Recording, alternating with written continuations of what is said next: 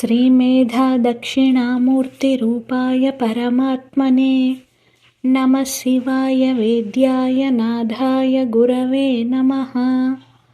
ॐ ओंकारं तु परं ब्रह्म सर्वमोंकारसंभवम् अकारोकारमान्ताय ओंकाराय नमो नमः। नमस्ते देवदेवेश नमस्ते परमेश्वर नमस्ते वृषभारूढ नकाराय नमो नमः। महादेवं महात्मानं महापातकनाशनं महानटवरं वन्दे मकाराय नमो नमः।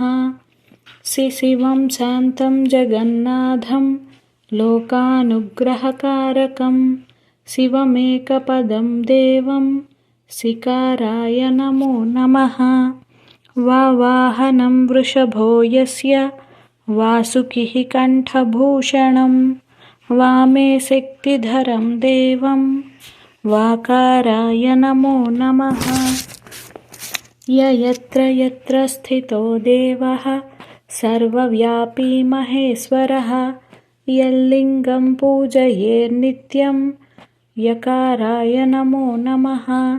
ॐ ओंकारमन्त्रसंयुक्तं नित्यं ध्यायन्ति योगिनः कामदं मोक्षदं तस्मै ओंकाराय नमो नमः। महादेवः परो मन्त्रः महादेवः परं तपः महादेवः परा विद्या महादेवः परा गतिः। ॐ नमः शिवायेति च षड्लिङ्गाय नमो नमः। मोक्षकाम्यप्रदात्रे च विश्वरूपाय ते नमः। नमः शिवाय सोमाय सताराय षडात्मने स्वयं ज्योतिः प्रकाशाय स्वतन्त्राय नमो नमः। महादेवाय महते ज्योतिषेऽनन्ततेजसे नमः शिवाय शान्ताय ब्रह्मणे लिङ्गमूर्तये ओंकाराय विशेषाय नमो दुन्दुभिने नमः। नमः शिवाय रुद्राय प्रधानाय नमो नमः।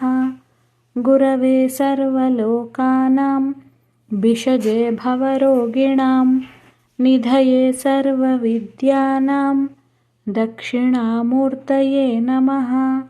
ज्ञानानन्दं ज्ञानरूपं ज्ञानबीजं सनातनं तपसां फलदातारं दातारं सर्वसम्पदां ऋतगं सत्यं परं ब्रह्म पुरुषं कृष्णपिङ्गळम् ऊर्ध्वरेतं विरूपाक्षं विश्वरूपं नमाम्यहम्।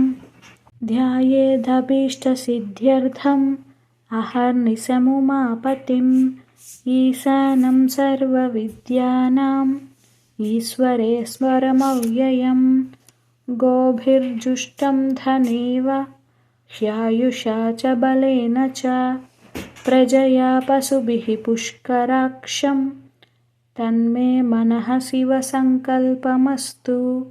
सत्यं माता पिता ज्ञानं धर्मो भ्राता दया सखा शान्तिः पत्नी क्षमा पुत्रः षडेते मम बान्धवाः इति षडक्षरी स्तुतिः।